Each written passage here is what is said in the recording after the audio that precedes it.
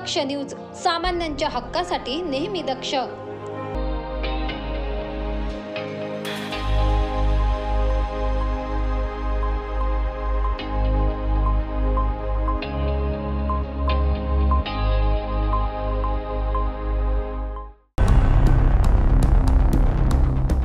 वणी येथील महादेव मंदिराजवळ देव नदीवर बांधला जाणारा नवीन पूल सध्या मोठ्या वादात सापडलाय।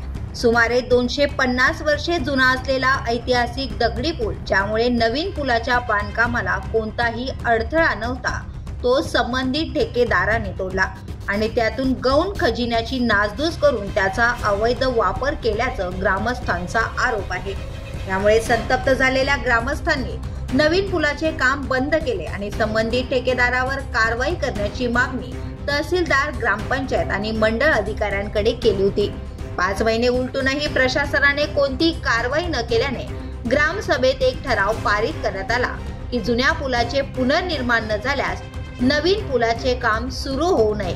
मात्र 5 फेब्रुवारी रोजी ठेकेदाराने परस्पर काम सुरू केले, ज्यामुळे ग्रामस्थांनी काम बंद पाडले। ग्रामस्थांच्या मते ठेकेदाराने पुलाच्या भरावात जुन्या बंधाऱ्यातील दगड टाकले आणि त्याला लपवण्याचा प्रयत्न केला आहे।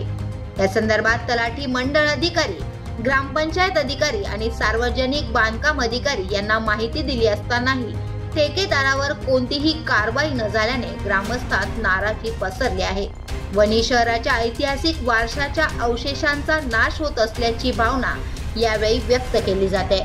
सध्याच्या परिस्थितीत तात्पुरता लोखंडी पूल बांधण्यात आला आहे, परंतु तो वयोवृद्ध ग्रामस्थांसाठी त्रासदायक ठरत आहे। या संपूर्ण घटनेत उपसरपंच विलास कळ, ग्रामसेवक राकेश थोरात, किरण गांगुडे, सचिन खाविया, सुधाकर घडवजे, सुमित देशमुख, सचिन देशमुख, प्रवीण दोशी, अनिल गांगुर्डे आणि शशिकांत शिंदे यांची प्रमुख भूमिका होती। सागर मोर, दक्ष न्यूज, वणी।